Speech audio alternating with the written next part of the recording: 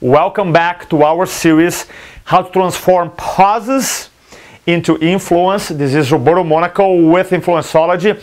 Just in case you have missed our previous videos, we have included a link for you in the end of this video here. Now today, you and I are going to be discussing how to use pauses before and after power lines. Roberto, what are power lines? Power lines are lines that change minds, change lives. Power lines are lines that have an emotional impact, have influence. Power lines are the lines that actually your audience remember. Right? Most presenters, they deliver a presentation and they consciously never actually write a power line. What I do in my talks, I always have 3 or 4 power lines so that by the time I'm done, people are like, Roberto, I love what you said. And they tell me my power line. Exactly. Some people actually quote me, my power line, on Facebook and Twitter. It's very cool because I plan that stuff. You should plan that stuff too, because basically, what do you want your audience to remember? Right? In an hour talk, they cannot remember everything, but you can create these power lines, this phrase that people remember. Let me give an example here.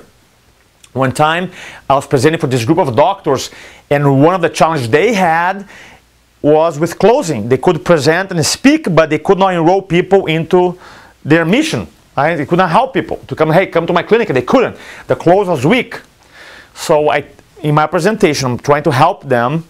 I told this story about the doctor that is spending all this time and energy, develop a presentation, going in, driving 2 hours an hour, do a workshop, and could not move people.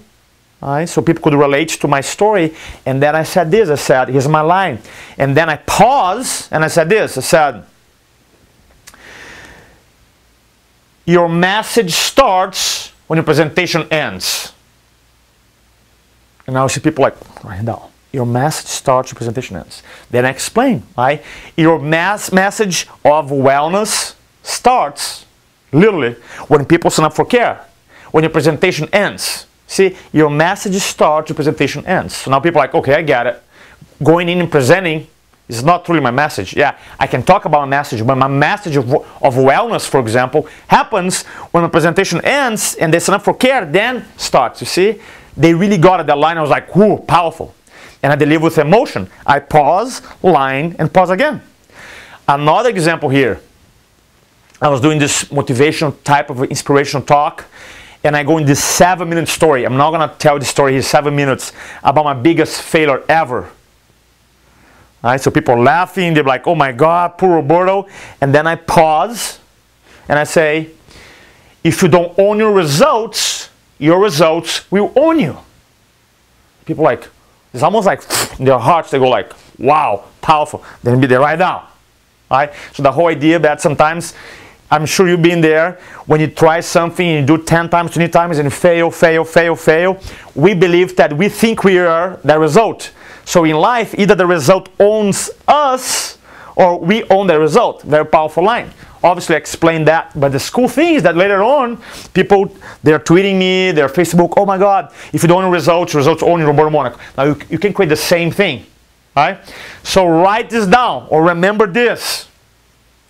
Your audience remember what you want them to remember.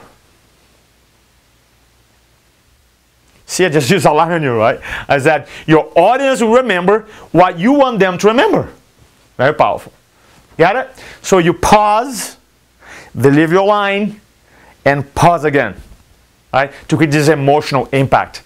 I hope this video was helpful for you. If you want to learn more about how to use public speaking, presentation, influence, video marketing, webinars to grow your business, just go to www.influenceology.com. And if you're watching this video on YouTube, just subscribe to our channel so you don't miss our next video. Talk to you soon. Bye-bye.